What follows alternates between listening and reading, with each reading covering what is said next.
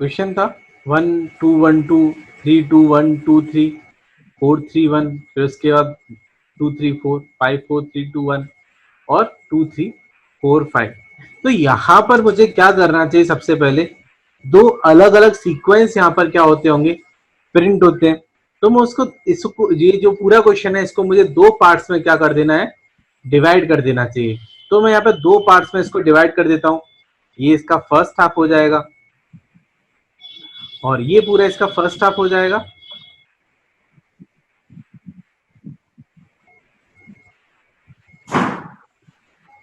और ये इसका क्या हो जाएगा, सेकेंड हाफ हो जाएगा। ये फर्स्ट हाफ और यहाँ पर इसको क्या बोलेंगे, ये कौन सा हो जाएगा, इसका सेकेंड हाफ हो जाएगा। तो मुझे सबसे पहले फर्स्ट हाफ को सॉल्व करना है और उसके बाद किसको सॉल्व करना चाहिए, मुझे सेकेंड हाफ को क्या करना है, यहाँ पर सॉल्व करना है। तो फर्स्ट हाफ के केस में देखो, फर्स्ट हाफ स्पेसेस वाला है तो मुझे स्पेसेस का भी लूप यहाँ पर लगाना चाहिए। तो 3 लूप के थ्रू मैं क्या कर सकता हूँ, इसको प्रिंट कर सकता हूँ। तो सबसे पहले देखो मैंने लिखा है यहाँ पर क्लास नेम, तो क्लास नेम जैसे पैटर्न, इसके बाद पब्लिक स्टैटिक वॉइड में, तो मैंने यहाँ पे काउंटर नाम का वेरिएबल यूज करेंगे जिसकी जिसकी स्टार्टिंग वैल्यू कितनी होती होगी 4, क्योंकि फर्स्ट लाइन में कितने स्पेस है, 4 स्पेस है। एक फॉर लूप हम यूज करेंगे। तो फॉर लूप के लिए अगर तो वैल्यू अगर यहाँ पर पुट करोगे तो जो आई की जो वैल्यू होगी, तो देखो आई की वैल्यू मुझे इस तरह से यहाँ से यूज करना चाहिए। तो मैं इधर से यहाँ से आई की वैल्यू ले लेता हूँ। तो ये आई की वैल्यू होगी, इस तरह से मुझे आई की वैल्यू लेना है। तो मैं यहाँ पर आई की वैल्यू को लेता हूँ 1 से लेकर 5 तक। तो आई इक्वल टू 1 से लेकर कहाँ तक, 1 to 5। फिर इसके बाद ऐसे में यहाँ पर जे की वैल्यू भी अगर मैं मुझे लेना हो तो फिर जे की वैल्यू के लिए क्या करना चाहिए, यहाँ से मैंने इधर से जे लूप लिया, इसके लिए वर्क करना है केवल मुझे, ठीक है। तो यहाँ पर जो जे की वैल्यू होगी ना, वो देखो कितनी लिखी हुई है, आई से लेकर, यानी कि जे इक्वल टू फ्रॉम आई से लेकर कहाँ तक, 1 तक। डिक्रीमेंट ऑर्डर में देखो 1 से लेकर 1 तक, 2 से लेकर 1 तक, फिर उसके बाद 3 से लेकर 1 तक, 4 से लेकर 1 तक, 5 से लेकर कहाँ तक, 1 तक। तो इसका मतलब आई से लेकर हमेशा कहाँ तक लिखना चाहिए मुझे, 1 तक। तो मैं यहाँ पर integer I equal to from 1, I less than equal to कहाँ तक, 5 तक, और आई यहाँ पर क्या हो जाएगा, प्लस प्लस होता चला जाएगा। एक और फॉर लूप लगाते हैं, ये स्पेसेस के लिए होगा क्योंकि नॉर्मली हम जे लूप वर्क करते हैं, लेकिन जे लूप से तो वैल्यू प्रिंट होना स्टार्ट हो जाती है। तो हमें क्या करना है, लेकिन स्पेसेस प्रिंट करते हैं। तो सबसे पहले मैंने इंटीजर टाइप का एक वेरिएबल्स यहाँ पे लिया हुआ है, एस इक्वल टू 1 से लेकर हमेशा ये कहाँ तक वर्क करेगा, S is less than equal to कितना, सी तक। और सी की वैल्यू वेरी करेगी, यानी डिपेंड करेगी total number of space in first line पर। तो सी की वैल्यू यहाँ पे 4 है क्योंकि फर्स्ट लाइन में 4 स्पेस थे। एस प्लस प्लस, जितनी बार भी ये लूप एग्जीक्यूट होता होगा हमेशा क्या प्रिंट करता होगा, ये स्पेस प्रिंट करता होगा। तो मैंने यहाँ पे लिख दिया डबल कोट्स के अंदर या फिर सिंगल कोट्स के अंदर भी यूज कर सकते थे। और नेक्स्ट टाइम के लिए सी की वैल्यू क्या हो जाएगी, इधर माइनस माइनस होती चली जाएगी क्योंकि फर्स्ट लाइन में 4 स्पेस है, नेक्स्ट लाइन में 3 स्पेस है, फिर 2 स्पेस है, फिर 1 स्पेस है। इसके बाद में प्रिंटिंग जैसे पहले क्वेश्चन में करते थे, तो integer J equal to from कौन सी पोजीशन से, 1 आई यानी आई पोजीशन से लेकर j is greater than equal to कौन सी पोजीशन तक, 1 पोजीशन तक। और उसके बाद जे क्या हो जाएगा, यहाँ पर माइनस माइनस हो जाएगा। तो मुझे करना है system dot out dot print value of J print करेंगे। और उसके बाद देखो अब मुझे क्या करना चाहिए, आप जैसे नॉर्मली मैं यहाँ पे एसओपीएलएन लिखता हूँ, तो मुझे एसओपीएलएन नहीं लिखना चाहिए, मुझे ये रिवर्स वाला पार्ट एग्जीक्यूट करना चाहिए। सेकंड पार्ट देखो, लाइन तो चेंज होती नहीं है, जैसे ही 2 1 प्रिंट होता है उसी के साथ 2 भी प्रिंट होना चाहिए। जैसे ही 3 2 1 प्रिंट होता है तो 3 2 1 के साथ क्या प्रिंट होना चाहिए, 2 3 प्रिंट होना चाहिए। तो फिर 4 3 2 1 प्रिंट होता है तो फिर उसका रिवर्स क्या प्रिंट होगा, 2 3 4, यानी कि उसी सेम लाइन में। तो सेम लाइन में तो मैं एक और यहाँ पर लूप वर्क करूंगा फॉर, और इस लूप का नाम लिख देता हूँ जैसे x इक्वल टू, देखो हमेशा स्टार्टिंग कहाँ से होती है, 2 से लेकर 2 तक, 2 से लेकर 3 तक, 2 से लेकर कहाँ तक, 4 तक, 2 से लेकर कहाँ तक, 5 तक। तो इतना तो कंफर्म है कि हमेशा स्टार्टिंग कहाँ से होती है, 2 से। और एंडिंग पॉइंट वेरी करता है, नहीं डिपेंड करता है वैल्यू ऑफ आई पर। देखो फर्स्ट टाइम के लिए आई की वैल्यू 2 है तो 2 से लेकर 2 तक, सेकंड टाइम के लिए आई की वैल्यू 3 होगी तो 2 से लेकर 3 तक, थर्ड टाइम के लिए आई की वैल्यू फिर 2 से लेकर 4 तक, फिर और कितना, 2 से लेकर 5 तक एग्जीक्यूट होता होगा। तो मैंने x इक्वल टू कितना लिखा, 2। x is less than equal to कहां तक, i तक, और x यहाँ पे क्या हो जाएगा, इधर प्लस प्लस हो जाता होगा, हो जाएगा system dot out dot print value of x को मुझे क्या करना चाहिए, इधर प्रिंट करना चाहिए। तो जैसे मैंने यहाँ पे वैल्यू ऑफ x प्रिंट किया, इसके बाद system dot out dot print L line change हो जाएगा, और हम आउटर लूप की वैल्यू पर क्या कर जाएंगे, रिटर्न करेंगे। तो आउटर लूप मैंने यहाँ पर क्लोज कर दिया। इसके बाद फंक्शन और लास्ट में क्लास को क्लोज कर देंगे। अब इसको एक बार मैं तुम्हें एग्जीक्यूट करके बता देता हूँ कि किस तरह से मैंने इसको प्रोग्रामिंग को किया है। देखो फर्स्ट टाइम यहाँ से स्टार्ट करते हैं, ये आउटर लूप है, ठीक है, आउटर मोस्ट है। तो आई की वैल्यू इधर 1 है और 1 is less than equal to कितना, 5। तो ये जितने भी इनर लूप है इन सब के लिए आई की वैल्यू कितनी हो जाती होगी, 1 हो जाएगी। तो मैं यहाँ पे लिख देता हूँ फ्रॉम आई इक्वल टू कितना, 1। आई इक्वल टू 1 जैसी कंडीशन ट्रू होती है तो ये इनर लूप वाला यानी कि जो अंदर ब्रैकेट में लिखा हुआ है पूरा पार्ट क्या होता होगा, मेरा एग्जीक्यूट होता होगा। तो सबसे पहले देखो मैं स्पेस प्रिंट करता हूँ।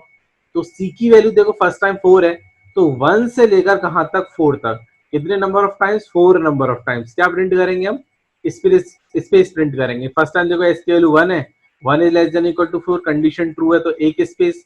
नेक्स्ट टाइम एस की वैल्यू 2 होगी तो देखो फिर कंडीशन ट्रू है तो 2 स्पेस, 3 होगी तो 3 स्पेस, 4 होगी तो कितना, 4 स्पेस। यानी टोटल कितने स्पेस प्रिंट हो जाएंगे, 4 स्पेस क्या हो जाते होंगे यहाँ पर, देखो प्रिंट हो जाते हैं मेरे, यहां से लेकर यहां तक 4 स्पेस प्रिंट हो जाते हैं। इसके बाद क्या करना चाहिए, सी की वैल्यू देखो अब कितनी हो जाएगी, -1 यानी कि अब नेक्स्ट टाइम के लिए सी की वैल्यू कितनी हो जाएगी, 3, क्योंकि नेक्स्ट लाइन में कितने स्पेस है, 3 स्पेस है। इसके बाद मुझे अब प्रिंटिंग करनी है तो देखो केवल 1 प्रिंट होना चाहिए मेन उसमें। तो 1 प्रिंट करने के लिए देखो सबसे पहले आई की वैल्यू कितनी है, 1, 1 is greater than equal to 1, condition क्या है, ट्रू। तो जैसे जे की वैल्यू यहाँ पर 1 होती है और ये कंडीशन मेरी क्या हो जाएगी, ट्रू, तो जे प्रिंट करेगा। तो देखो जे की वैल्यू कितनी थी, 1, तो कितना प्रिंट हो जाता है, यहाँ पर 1 प्रिंट हो जाता होगा। नेक्स्ट टाइम के लिए जे माइनस माइनस होगा तो जे की वैल्यू कितनी हो जाएगी, 0। तो 0 is greater than equal to 1, condition देखो फॉल्स होती है। तो जैसी कंडीशन फॉल्स होती है तो मेरा इनर लूप भी क्या हो जाता है, फॉल्स हो जाता है।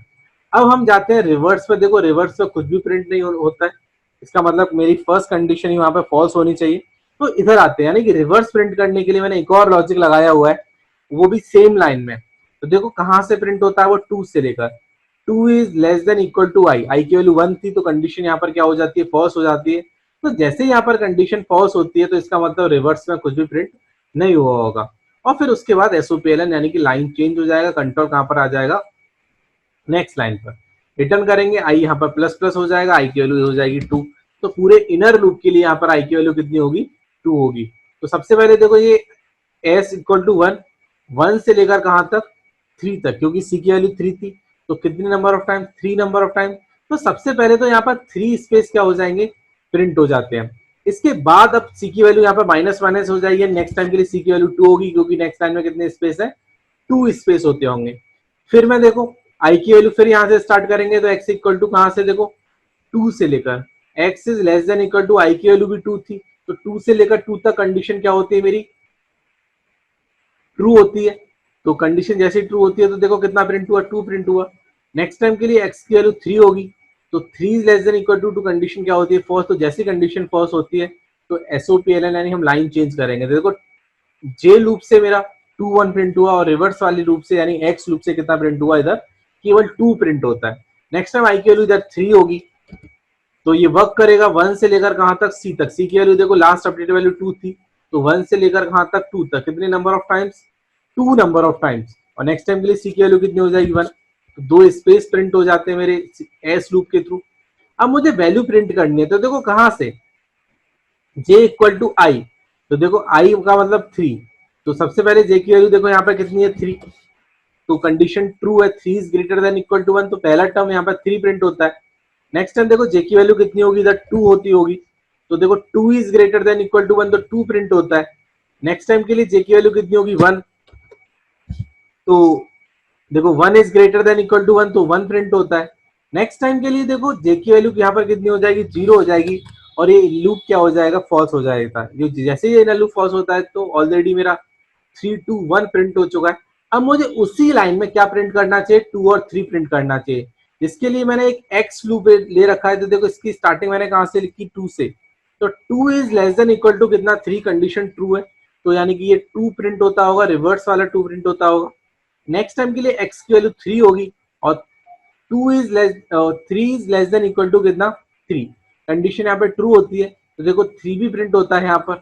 नेक्स्ट टाइम एक्स की वैल्यू 4 होगी तो कंडीशन क्या हो जाएगी, इधर फॉल्स हो जाएगी, because 3 is less than equal to 4। तो जैसे ही नल्लू फॉल्स होता है तो एसओपीएल लाइन चेंज हो गया, फिर ऊपर जाएंगे आई की वैल्यू 4 होगी और ये 1 से लेकर कहां तक, सी तक। सी की वैल्यू 1 थी सबसे अपडेटेड, तो एक स्पेस यहाँ पर प्रिंट हुआ है। नॉर्मल मुझे 4321 प्रिंट करना है, तो उसके लिए मैंने एक लूप लगाया है, एक्स लूप। तो देखो मैंने कहां से स्टार्ट किया, आई से। आई की वैल्यू कितनी थी, 4, तो 4 से लेकर कहां तक, 1 तक। तो इससे प्रिंट हो जाएगा 4, 3, 2 और 1। अब रिवर्स के लिए देखो मैंने 2 से लेकर कहां तक वर्क किया हुआ है, 4 तक, तो ये हो जाएगा 2 से लेकर कहां तक, 4 तक। फिर एसओपीएलएन यानी कि लाइन चेंज हो गया, फिर रिटर्न करेंगे। अब आई की वैल्यू कितनी हो जाएगी, इधर 5 हो जाती होगी। तो फिर देखो ये सी की सबसे अपडेटेड वैल्यू यहाँ पे 0 हो जाएगी। तो देखो 1 is less than equal to 0, condition क्या है, फॉल्स। तो जैसी कंडीशन फॉल्स होती है, देखो इस स्पेस पर यानी लास्ट वाली लाइन पर कोई भी स्पेस क्या नहीं होता है, प्रिंट नहीं होता है। अब मुझे 5, 4, 3, 2, 1 प्रिंट करना चाहिए, तो मैंने आई की जो वैल्यू, जे की जो वैल्यू ली हुई है वो कितना लिया है, देखो 5 से लेकर कहां तक, 1 तक। तो 5, 4, 3, 2, 1 जे लूप के थ्रू प्रिंट होगा। और अगर मुझे रिवर्स प्रिंट करना है तो देखो मैंने कहां से लिया, 2 से लेकर कहां तक, आई तक। तो आई की वैल्यू कितनी थी, 5, तो 2 से लेकर कहां तक प्रिंट होता होगा मेरा, 5 तक प्रिंट होता होगा। और नेक्स्ट टाइम के लिए जब आई की वैल्यू यहाँ पे 6 होगी तो ये लूप क्या हो जाता होगा, मेरा फॉल्स हो जाता होगा। उससे पहले ये मेरे टर्म्स क्या हो जाते हैं, प्रिंट हो जाते हैं। मैं इसे एक बार कंपाइल करके देखता हूँ कि कोई एरर तो नहीं है। तो देखो नो सिंटैक्स एरर, क्लोज करना है और इधर मैंने लिया, देखो वही फॉर्मेटिंग क्या होती है यहाँ पर प्रिंट हो जाती है। तो ये वाला पार्ट जो 1, 2, 1 जो प्रिंट होता है ये जे लूप के थ्रू है, और जो रिवर्स मैंने जो प्रिंट किया है इसका साइड में, जैसे 2, 3, 2, 3, 4, ये मैंने किसी एक्स लूप के थ्रू क्या किया होगा, प्रिंट किया होगा। और उसके बाद लाइन को क्या कर दिया होगा मैंने यहाँ पर, चेंज कर दिया होगा।